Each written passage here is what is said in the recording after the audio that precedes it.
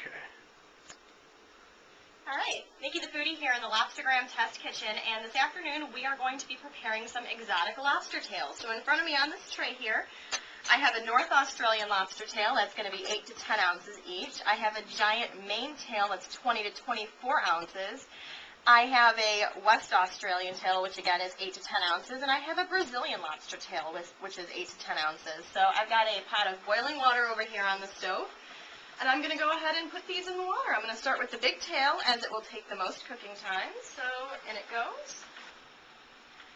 And these all look really different now, but once they're cooked, they will all have that familiar lobster red color with them. So this will actually only be about 5 or 6 minutes for all of these to get cooked up. So as soon as this water comes back to a nice rolling boil, I'm going to go ahead and set the kitchen timer, and about 5 minutes after that, we'll be ready to have lobster. So Andy removing the tails from the boiling water. North Australian tail. It is the North Aussie. Used to be green, now it's orangey white. Diet Dr. Pepper. Next, this is, it might be the Brazilian tail. I think it is the Brazilian because it's still got the tinge at the front of the shell. So that's Brazilian. This is the West Australian. West Australian. What do they do? We're going to leave this one in there a little bit longer because that's a much bigger tail. Oh, look how different they still look. Yeah, they look good. And then we're going to rinse these off with cold water to stop them from cooking anymore.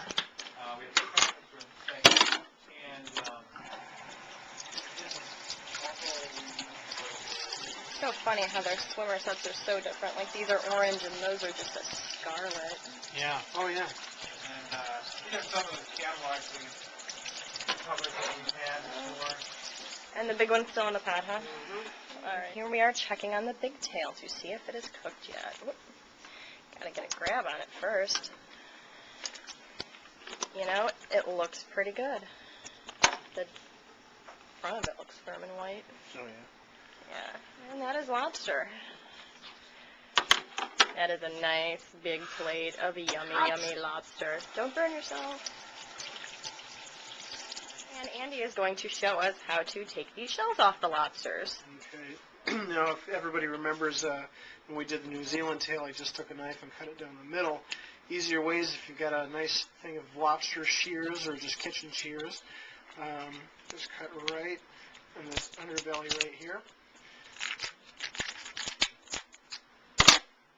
Crack the back of it.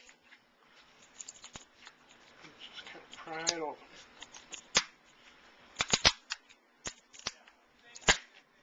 As you can see, beautiful. Right off.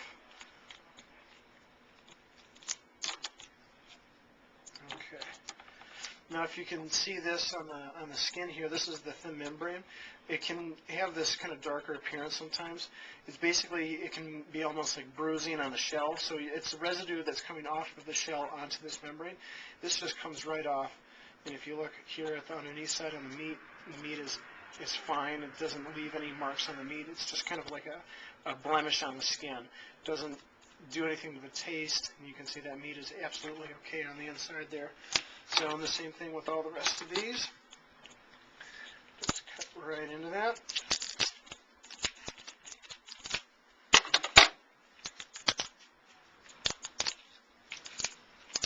Got to be careful here.